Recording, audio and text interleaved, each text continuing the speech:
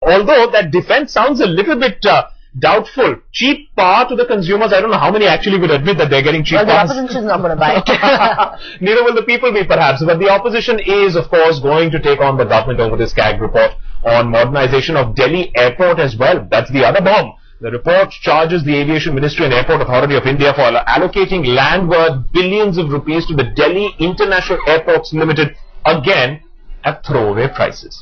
Now, the National Auditor's report on the modernization report is also going to be tabled in the Parliament today. The government exchequer is believed to have incurred losses to the tune of 24,000 crore rupees due to manipulation of the original agreement. Now, this has led to undue benefits worth, let me get this straight, 1,63,557 crore rupees to Delhi Airport International Limited. Now, the Ministry of Civil Aviation is under scanner over these irregularities that have happened in this modernization project for the IGI airport. Now, the CAG report says the commitment made in the cabinet note was violated as DIAL was given the right to extend the contract by 30 years, but the ministry maintains that the decision to restructure and modernize Delhi Airport was a policy decision of the cabinet. The terms and conditions as well as the modalities were finalized and approved by the empowered group of ministers.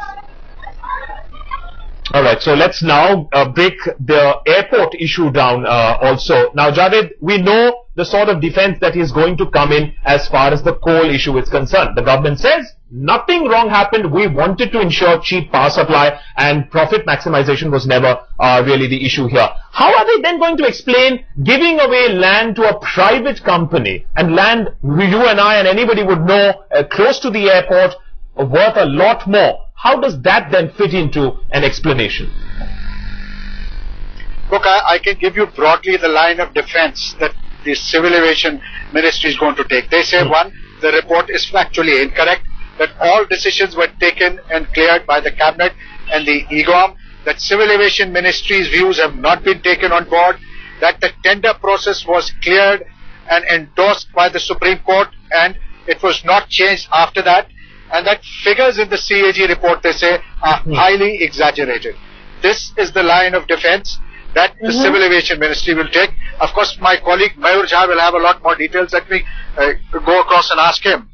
Mayur, can you give us some insight into what the Civil Aviation Ministry has to say? What the Civil Aviation Ministry is basically saying on the whole issue of land allocation, they're saying that this is a gross misrepresentation of facts because no land has been sold as part of the deal. The 100 rupees amount that the CAG is talking about, what Ministry says is essentially a lease amount, and 46% of the revenue which is to be generated from that land is going to accrue to the government per se. Now, the figures that this 46% stake in the DIAL will bring into the government, that has not been reflected in the CAG at any point in time. So it's just one-sided approach that the CAG has taken, where it has simply said that this land should have fetched the government a much higher amount and has been given away at 100 rupees.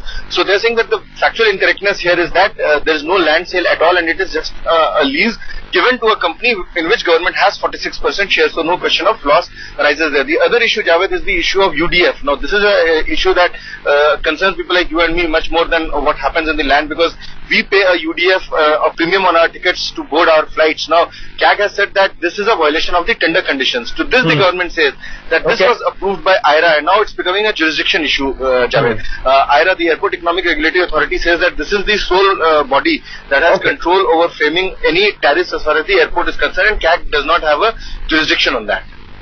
So, yes, as far as the Civil Ministry is concerned, Civil Aviation Ministry as well, they're going to mount a vigorous defense. Akash, the thing is, this report, the government's response this time is going to be very different from that when the 2G CAG report was tabled. Last time it was a knee-jerk reaction. This time they've had enough time to do their homework and they will mount a vigorous defense both inside the house and outside. A vigorous defense that needs to be mounted on three fronts there.